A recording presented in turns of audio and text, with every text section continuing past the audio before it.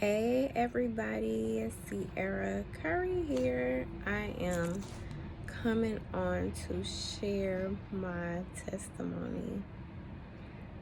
I didn't know when this would finally happen, when this day would come where I would share my journey, my testimony, which is still in the works of, you know, being tested and growing and learning and being able to show and tell the good news of how God has saved me and blessed me and continue to show me his faithfulness. So as you see from the title, no, this is not clickbait. I was pressed on like how I was going to share this and really set with God on the title and not being ashamed of how it would be presented, what people would think, how people would take it, because it's not about that. It's about sharing my testimony, what I've gone through, my experience, and hopefully and prayerfully that it'll help someone else in their journey. But yes, as the title says, from stripper to religion to profit. So let's talk about it. So I don't have to go into a huge spiel on my childhood, but as a youth, I did not have my dad in my life.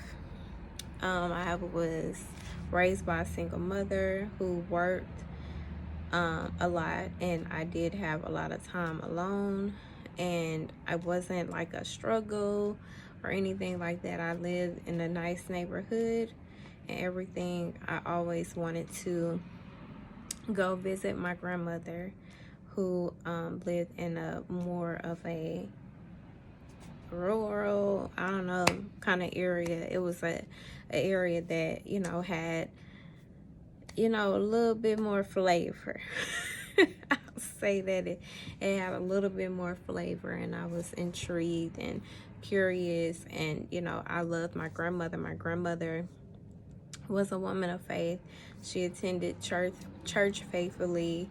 I would go over there almost every weekend, kicking it, and that was where I had a great time. I loved my grandmother. Rest in peace to her. She and I guess we're honoring my grandmother today too, because my grandmother, or Conwell is her name, we call her Ma, and she instilled a lot of faith and I would say God into my life, based on her seeing her going to church, reading the Bible, praying, and loving. She not only did those things, but she also represented God in a way where she opened her door to anyone. She loved anyone, no matter their flaws, their faults, or anything. She accepted people and gave. She would give and give and give and pour out and welcome children to older people in her home and cook dinner. She cooked some fried chicken.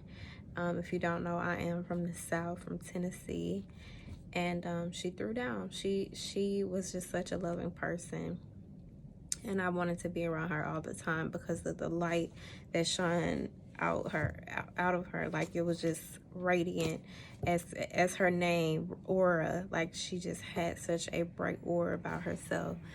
But yes, I would go over there at the weekend, but come Sunday, I'd be like, I don't feel good, ma. I'm tired. I don't feel good. I feel like I need to go home. I was terrible. Listen, I was no good, because I would go and kick it and have a good time, but come Sunday, the church bus pull up, blowing the horn, ready to pick up the kids. It's like, I'm not going. And my mom, I love my mother.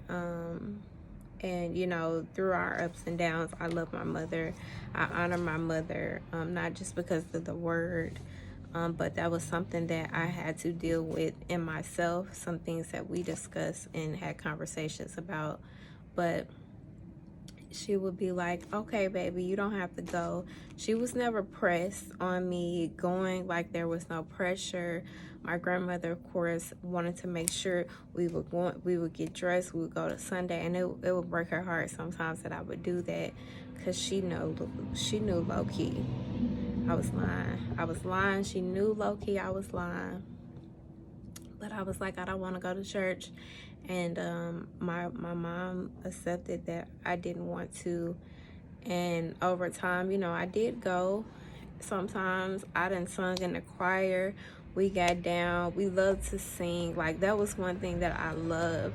I always loved singing. That was something that related with me. And you know, it was a Baptist church. The choir was fire. The music was nice. And yeah, I love that. We sung even outside of a church. We would sing the songs at home. And I know you've seen some videos of some people still do that. Like, that's a thing where you got your family members, you got the alto, the soprano, and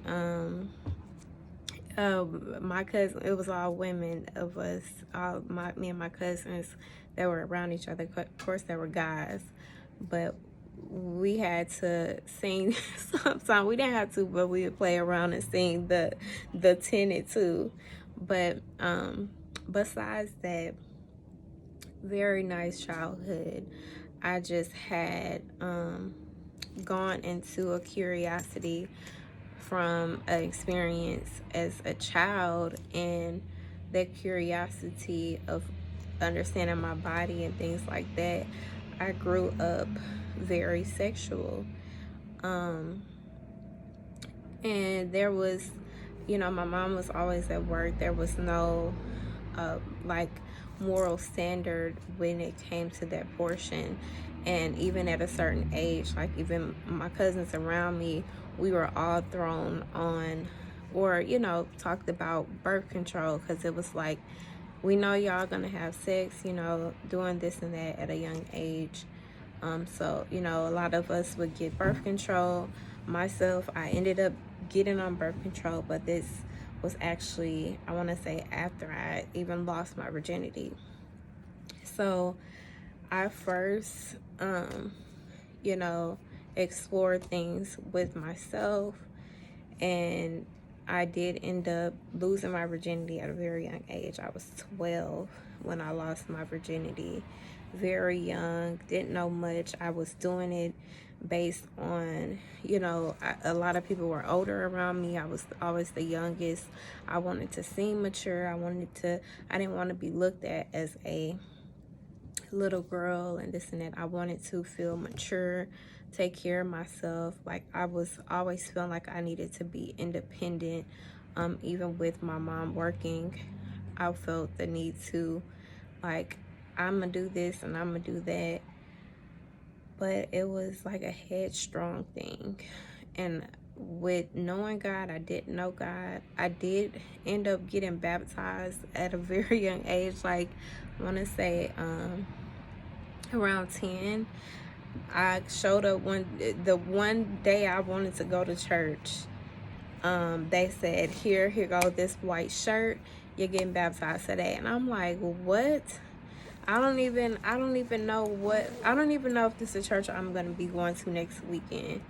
I need to, but hey, I would say forced.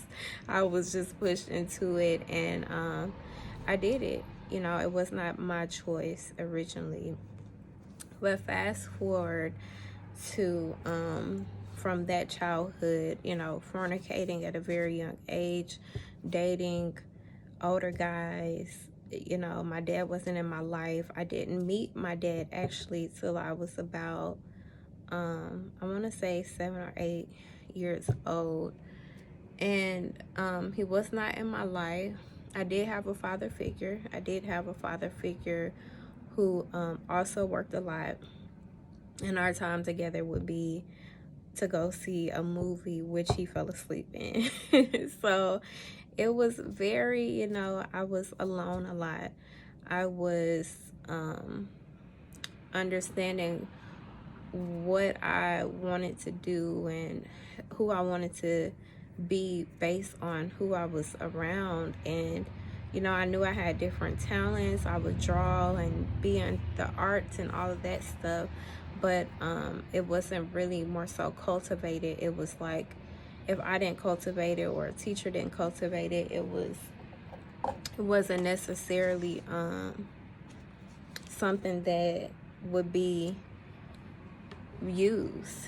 So, but hey, it went like that, and I was all right with it, but I didn't understand what I would be when I grew up.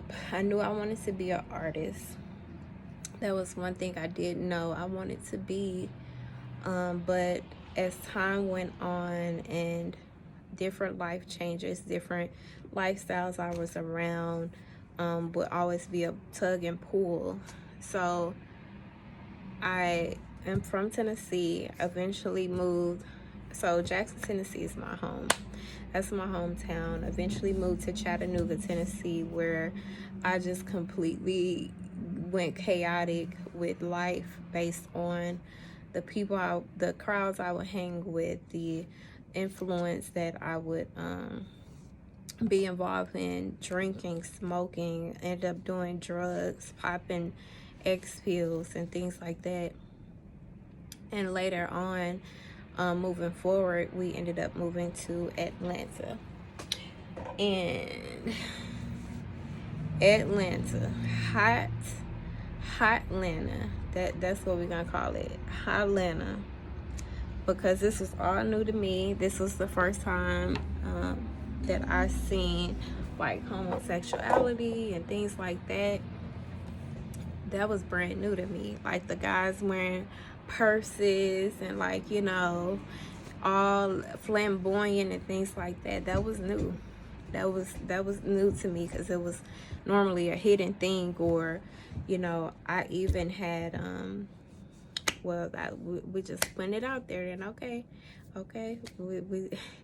I had even myself explored homosexuality. I did, with all of the things that I was experiencing and experimenting.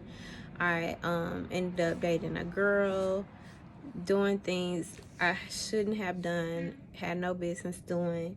But this was something that no one held me to a standard. It was just, I was sneaking around doing what I wanted to do, and it just became a spiral out thing. Though that was not something that I stuck with, it was experimental. Again, like, I was curious. I tried it, and it wasn't for me. Thank God. It was not for me. It was nothing that I was like, I'm, this, and I'm standing for this, and no. I tried it and was like, okay, yeah, and I was out the door with it. That's even a whole story time on that. I'll have to share that maybe later if I'm led to. But moving forward in Atlanta, it was different. It was like, they say it's true, Sodom and Gomorrah. Like, I had so many bad experiences as soon as we touched the land. It was ridiculous. I had got swindled by this dude from Harlem. So many people from Harlem. No shade against people from Harlem, but all the people that I met from Harlem in Atlanta, I got janked, is what they called it. I got janked. And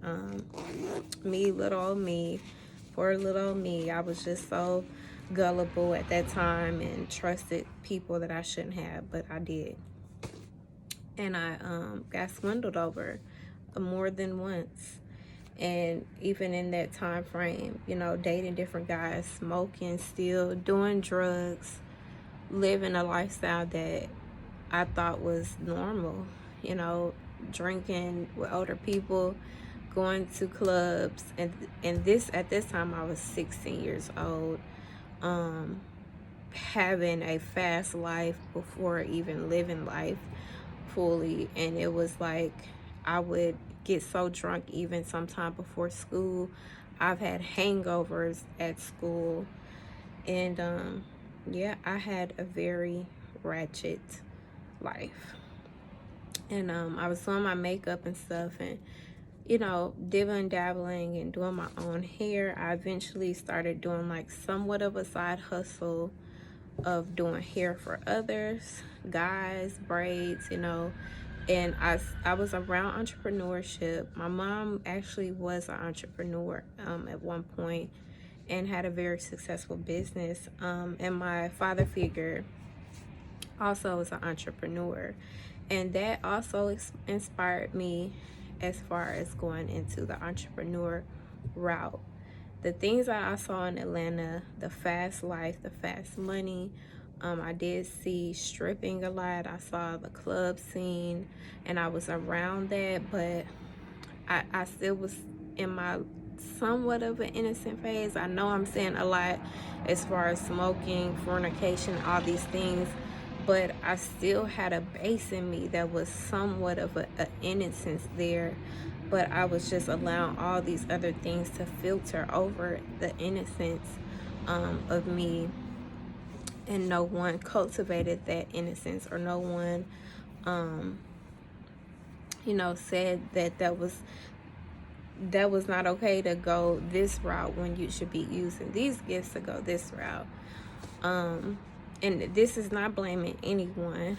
This is not blaming anyone on this video. This is just my portion of my testimony that I needed to share. Moving forward as an adult outside of Atlanta, moving to Milwaukee, Wisconsin, it was a struggle in between that time, because it was no longer from what I'm telling you about my childhood, the suburbs, and the, you know, pretty smooth lifestyle or childhood. And over time, all of these things started piling up in my life, like dishonoring my mother, fornication, just living completely in sin at this point in time. And you know, it was a whole turnaround in our lives. Me and my mom, we had a struggle point. We had a time of struggle where the funds wasn't there. We did not have a place to stay, going up into getting ready to leave Atlanta.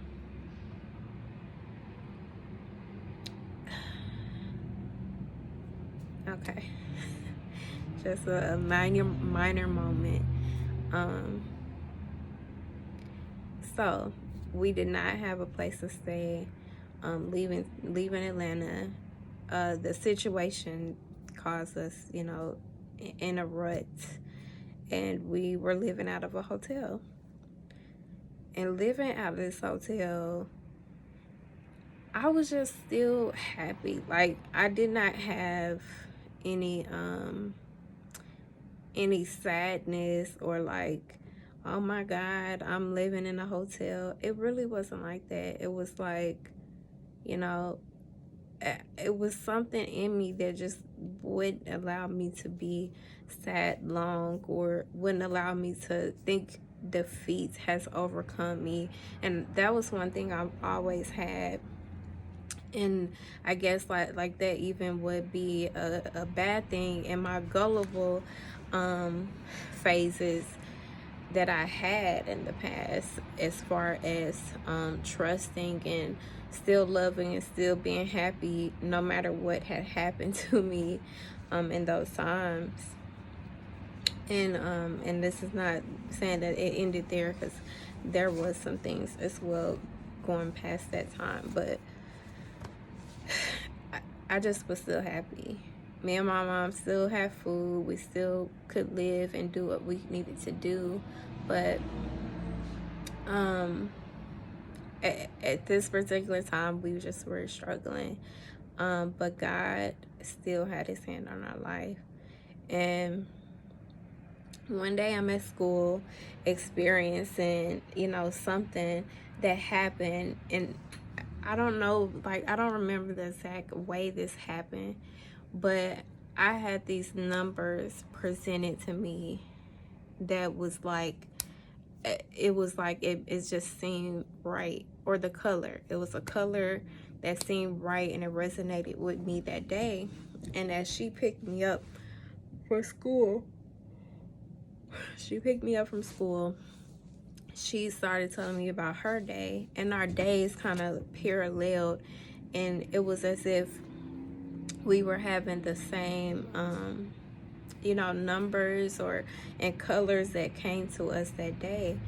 And she was like, I think I need to play the lottery on this one. And it was so profound how that very moment, it was like a still moment in time where everything paused around us. And in that moment, we looked at each other, and looking out of the window, a red bird just flew right, and the color was red, by the way.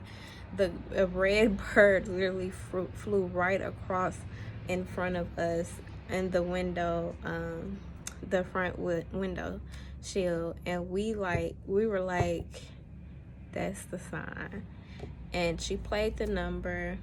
We're in the hotel. This was, time for bed or whatever. We both were asleep, and we totally, we weren't pondering on the numbers. We just played it and said, hey, if it's mint, it's mint. If it's not, we still gonna be okay. Something's gonna happen. Boy, I woke up in the middle of the night, and the first thing that was like pondering in me was to check the numbers. I didn't even play. I wasn't even a lottery. I'm 16 years old. What would I know about the lottery and where to turn to the TV? It was as if God was directing me, even in that moment. Turned on the TV, on the channel where the numbers will play. The timing of the numbers, because even at this time, what year? I'm 29, so you do the numbers, you do the math. And at this time, there was no cell phone where you can check right away the numbers that came out. And the numbers popped up on this screen. I started screaming and jumping up. And she's like, I'm like, we won. We hit. We hit. And those funds were used to move to Milwaukee, Wisconsin.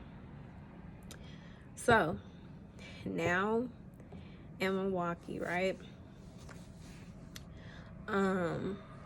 Go to high school. This is my senior year in high school. I'm turning 17. I, felt like this was like a new start for both of us. It was something that, why am I like wanting to tear up in this? Jesus. Help us, Lord. Help us, Lord. I don't know why I'm wanting to tear up about this testimony. But let me get some water.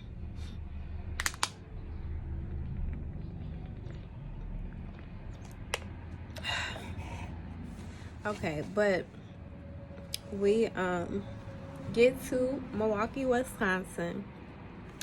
Of course, I visited before. My sister lived here.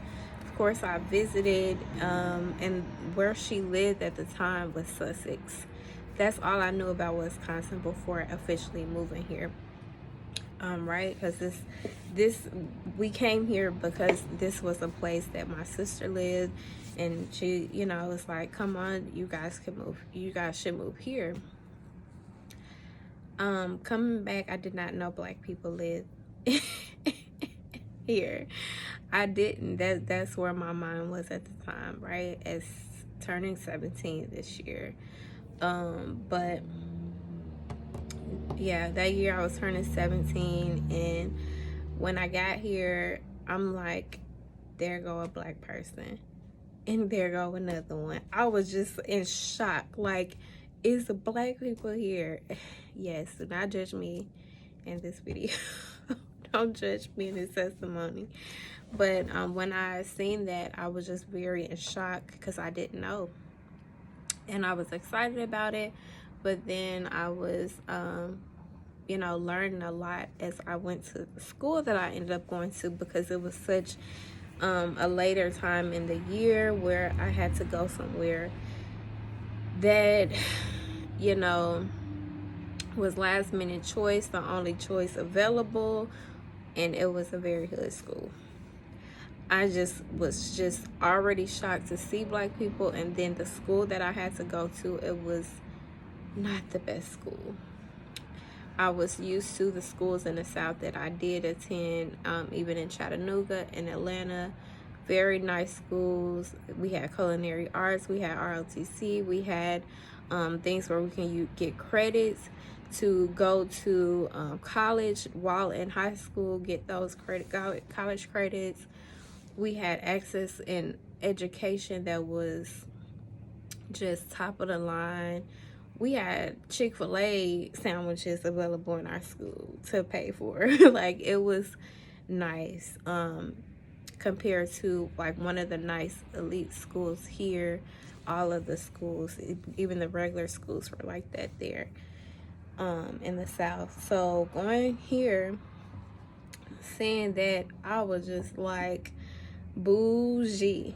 I was just like, oh this is horrible. This school is ghetto. This school is a hot mess, ghetto mess.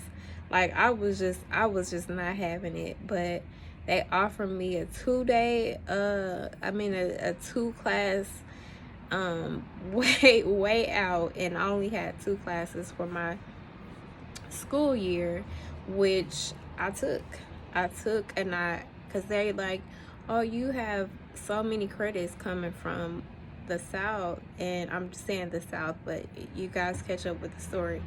But I didn't need to take all the classes, she said. And later on, eventually I found out that if I would have took the regular classes, I could have attended a real college other than a community college. But besides the point, I took what I took because I did not like that school at all. It was very ghetto.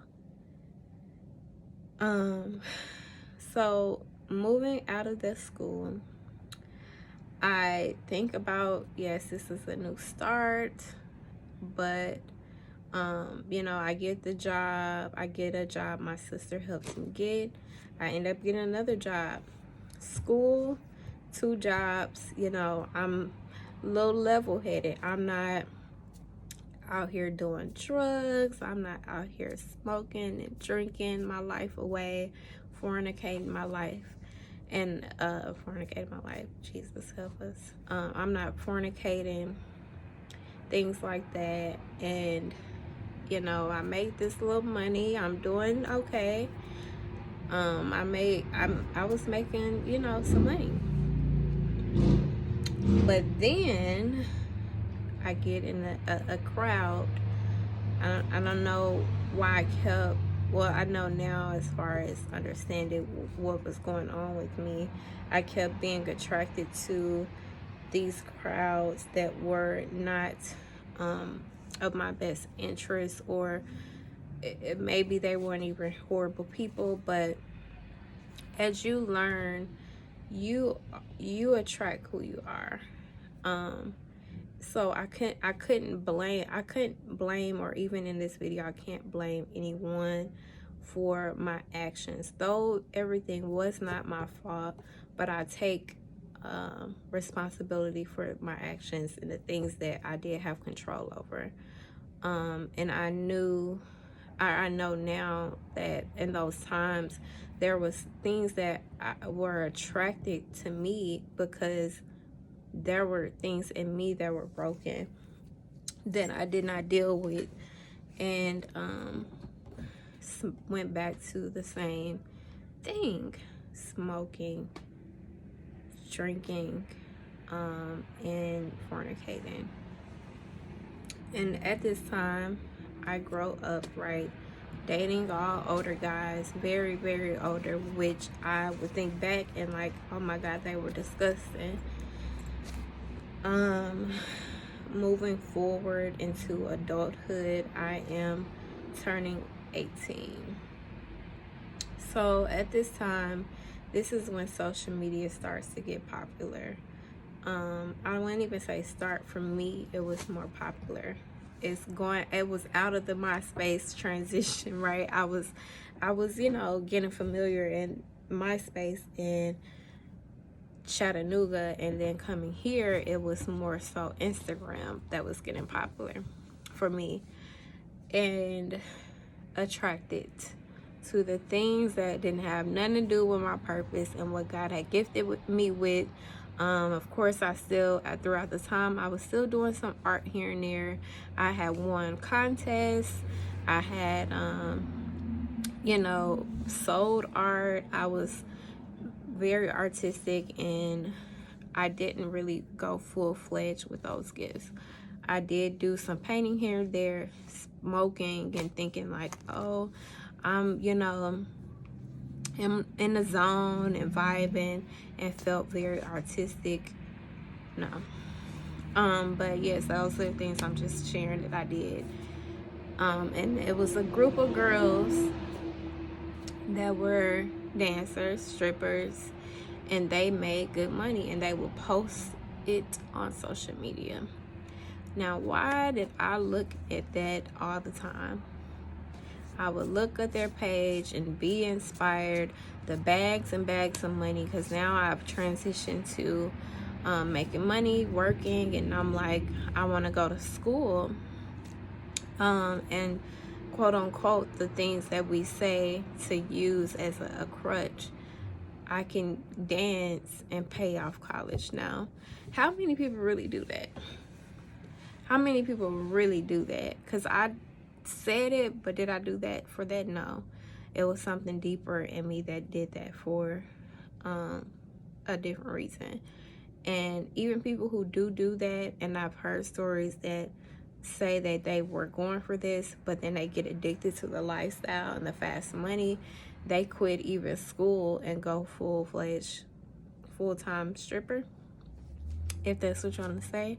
Because we can argue and say that's a career, but hey, I'm sharing my testimony and where God brought me from. And I was attracted. I was gonna say I was addicted, but I was attracted to that. And I said, let me go try it out. People always, talked about my butt and how, these things like that. So I already was using my body, fornicating. I already didn't value myself to this extent. And I'm talking about like this now, but I didn't look at it like that then, because I thought that wasn't connected to value. So I went and tried out, and of course I got the opportunity to dance, and I became a stripper. That's just plain and simple. I took my clothes off on a stage in front of men, women, did private rooms. I became a stripper. I did not at the time think like, how did I get to this point? I got into the lifestyle. I created it to be a lifestyle. All in my head, I wanted to go on tour to dance. Like, I look back and if you're wondering, did anyone say something to me at this time? I had family, my mom, my sister. They were like, I think you're taking this too far. Because then at this time, I'm like, I'm taking this out of town now. Like, I'm going out of town. I made really good money. I did. I made really good money doing this, but I was losing myself. I thought I started to become very high on this high horse.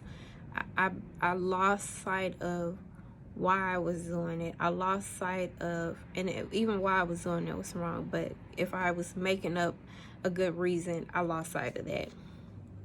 I lost sight of the gifts that God had given me with my hands to actually do things to prosper me, because I thought I could do it all myself. Back to this independency. And yeah, I went out of town. I'm turning 20. I went out of town, so I don't know the exact time frame that I did this dancing thing, but I went out of town, and this is probably gonna have to be a two-part. I went out of town, and that was one of the worst experiences of my life. I went with a girl someone warned me about, still went with her, because something in her I was attracted to, that was something wrong with me. So we cannot always blame the person. And typically I try to not ever blame a person, because it's our decision, our control, what we can do after someone else's actions. Still went with her, and it was a very bad experience. First night, bad experience. Made money, it was stolen, we were robbed. I ended up losing a lot of money, and we went after All-Star Weekend. If you don't know about that, that was the worst time to go to Texas to dance. It was like dried up, and I'm keeping it so real on this video. It was dried up, and yeah, it was a struggle. A couple nights we had to sleep in my car, and that experience taught me a lot. It did. One, not to trust everybody, and it's not to say we can, discuss the Bible and say God says trust no man and trust him, but in reality as well, from my experience, not to trust everybody. It doesn't mean that you're putting your full trust in anyone, but to not to test the fruit. Like it's taught me a lot, not biblically, but just life experience before I even got to the Bible. Because granted, I did not connect with God the way that I do today. I did not read the word. I was not into it, but I knew God. I would talk about God. I would say I'm blessed, like he was the one who was like, go on, girl, yes, get on that pole, girl, I'm gonna bless you tonight. No. So I would say certain things like that out of my ignorance. Woe me at that time. And Jesus, it was very bad. I ended up getting a boyfriend at this one club, and it wasn't because I wanted him as a boyfriend. It was so bad that I used this guy for financial gain, for a place to stay, it was just really bad. And I'm sharing a lot because I'm hoping that this helps someone. My testimony, my issues, my things that I've gone through, the things that I did, and I used this guy. I used this guy, and I allowed my body to be used to Jesus. I'm really not trying to tear up on this testimony. I'm really not.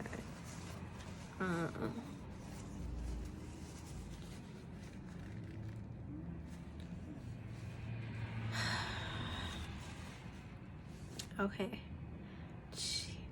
because I'm really not. Okay, let me get it together.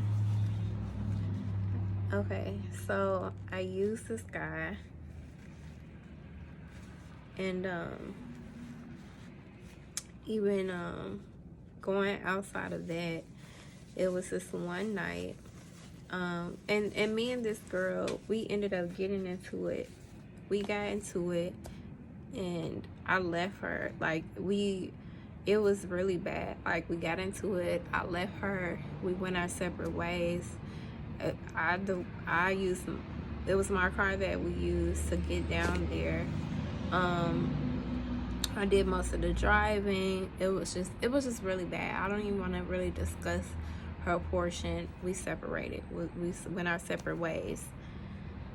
And it was this one night, I was just so fed up. I was so tired. I danced at different clubs, and money to get by, the money that would be used, it would be another investment for the house mother or whoever's over the house. It was a man sometimes. It was just some very bad experiences at this time. I may talk about that again, but I'm just sharing this testimony because it's some very dark things that happened.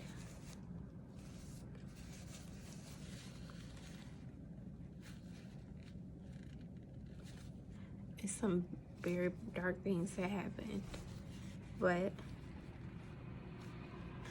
God definitely knows.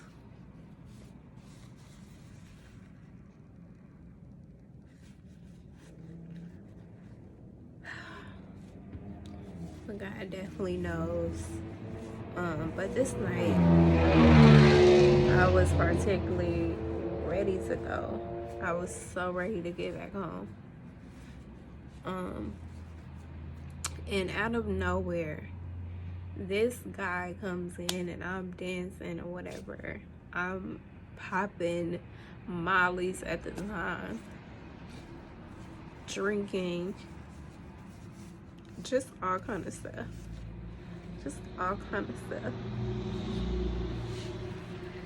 But I wanted to be independent. I wanted to prove to who? I don't know. I don't know who I wanted to prove this to. Oh, Jesus. I really was trying not to cry in this video. But when that happened, he walked in. I low-key be like, man, that was an angel. But in that circumstance, I'm like, an angel God would not want to see me naked in that way. But God uses good and evil for what he wants to be done. This was my last night, y'all. This guy gave me the exact amount of money that I needed to get the heck out of there. The heck out of Texas. And as soon as I got that money, I left. I went out of there so fast.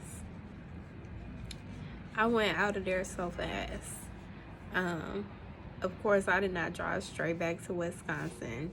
I was exhausted, so I did stop in Tennessee, and I rested for a couple days. I think one of the days I slept the whole day. Granted, I still was on drugs. Like, I was high off of Molly. So I believe I literally skipped a day.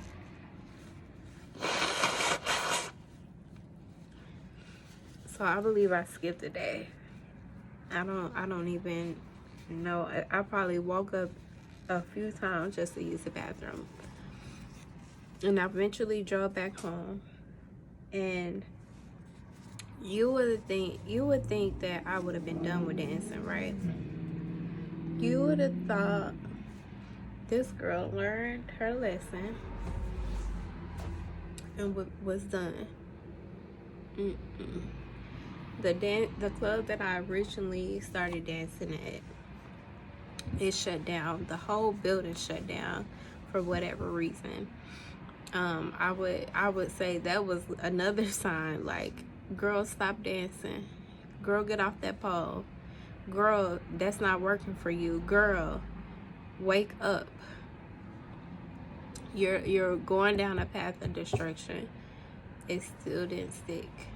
So I ended up finding another club to dance at far away. One of the nights, it was like one of those boondock places. I did not want to dance here. And I did not want to dance here where I live. So I will always go further out. And when I danced at this boondock area, this place was you know, out there where some people at that probably wouldn't have wanted me there. And I got pulled over one time, and I, granted, just got done dancing. This was probably at 2 something in the morning, headed home. And I was being harassed by it was either 2 or 3 police officers. And they were laughing, they were making fun of me. That situation didn't stop me.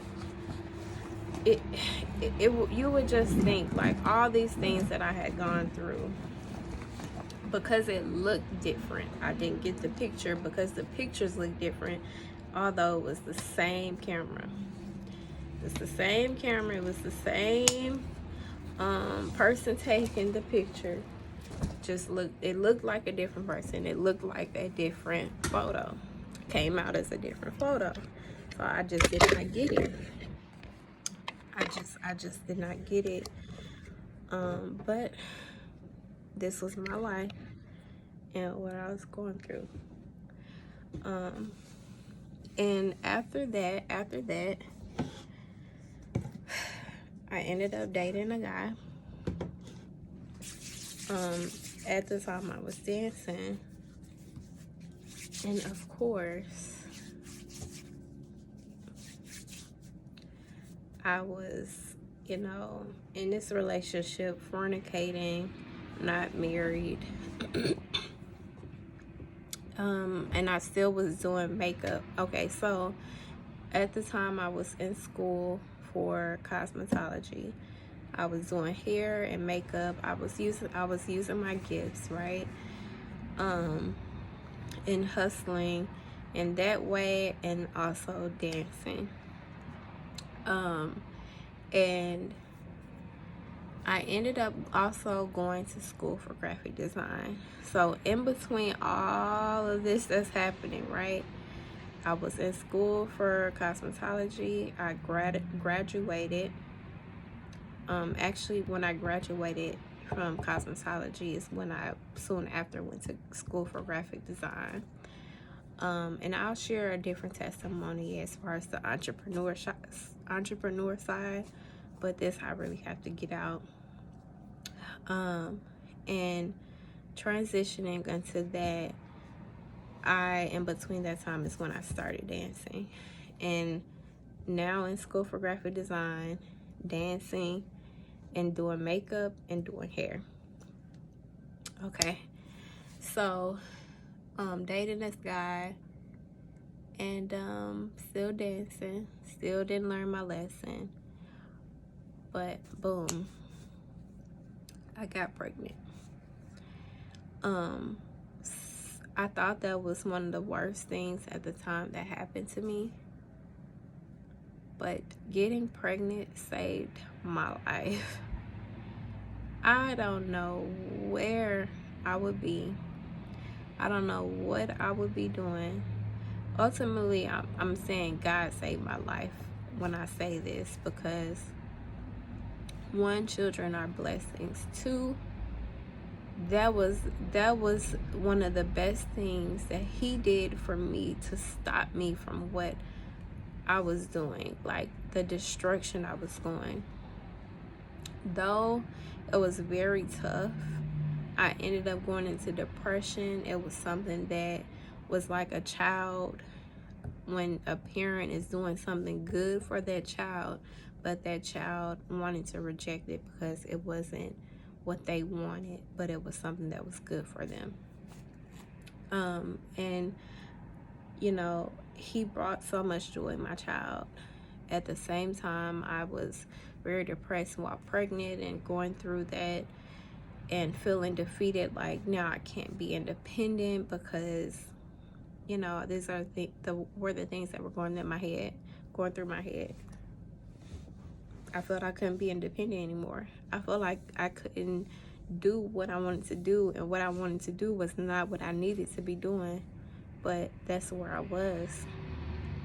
And he saved my life, and in the midst of that, giving life to him, and this is not on my end, I'm talking about God allowing me to give birth to life. It did something to me. It did something to me, like I'm not no longer independent for me. I have someone to take care of. I have a life that God has given me to be responsible of, and the decisions that I've made up until this point sucked. And I would hate for this life that God's given me to have to reap the repercussions or the faults of my mistakes and my decisions. And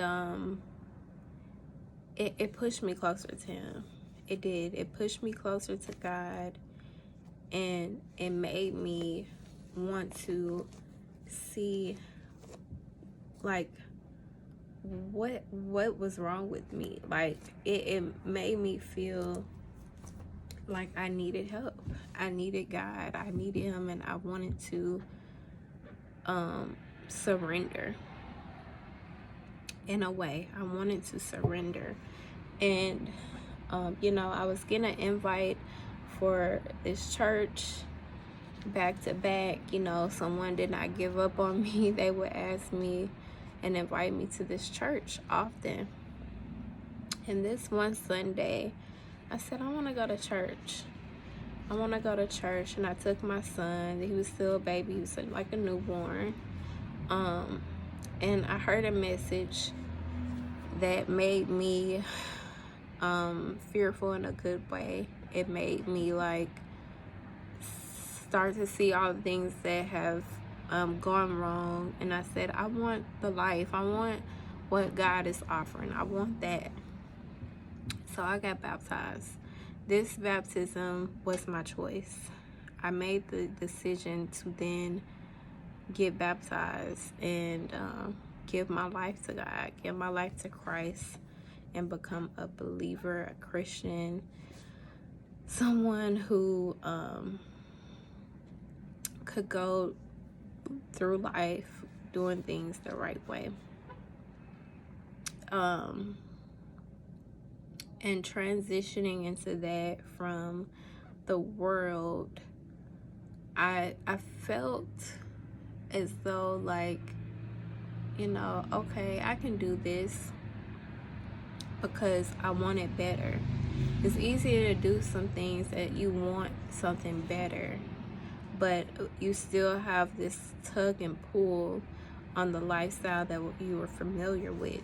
And I recently had a conversation with a friend about this, making different lifestyle choices that you're not used to break generational curses, or just in general wanting a better life. But it's about the consistency. It's about the even if the results aren't right away, are you still going to make those choices? Are you still going to you know, make the effort? Because at this point it was like, okay, now you made the choice, but that's when you really get the the darts that's when you really start to go through this battle of, okay, now you're wanting to be a king's kid. So now you have a different type of battle.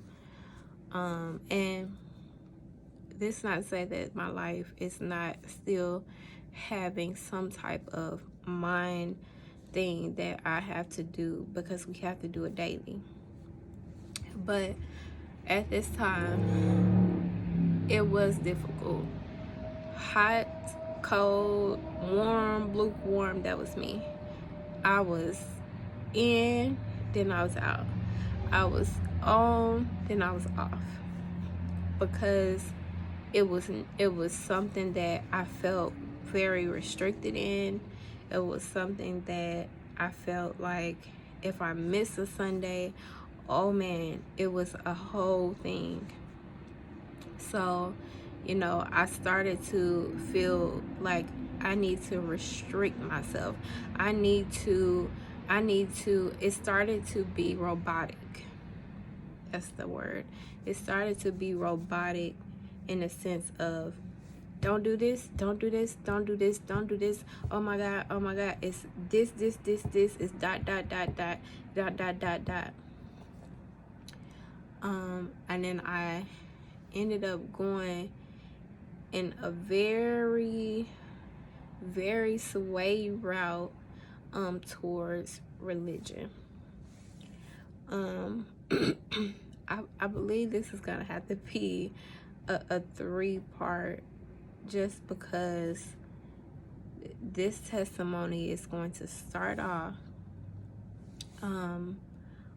of this stage of me coming from the world and then into religion, and out from religion into my relationship with God, becoming a prophet, or being a prophet, because God ordains us to who we already are before we're formed in our mother's womb. So when he's called us to something, we don't just we are becoming the word of God, but we're being who we've already been through his word, and who he's called us and ordained us to be before the world was even formed. So I'm gonna end this portion here and transition into the religion and exit into the exodus of the religion into a relationship. But yes, I'm praying that this helps someone as you watch these 3 parts, or if it's 2, I'm not sure. This is just the beginning of this testimony. That it helps you realize, or open your eyes into maybe some cycles that you've gone into that are not aligned with who God has called you to be. And also a transparent moment for me to share my truth and being honest on where I've come from and how far I've come. And nobody's exempt from what their past looks like, to being in the family of God, being in the kingdom of God, a part of his family. If you're willing, if you're ready, if you're releasing those hurts, those pains, those experiences, those emotions, the truth, because God wants us to worship him in spirit and truth. He wants us to live a life of truth, not to condemn anyone or judge anyone out of, a broken place, but having righteous judgment and helping each other, like extending that grace that he extends to us, because time after time we've all made some decisions. Some people just forget about what they've gone through and what God has helped them grow through. And I just pray it helps someone see where you are, where you could be, and that God has not forgotten about you. No matter where you are, God has not forgotten about you. But it's only so long that you'll end up hitting this brick wall, and before you get there, just pay attention to the signs. All right, so I'll end this here to the next part.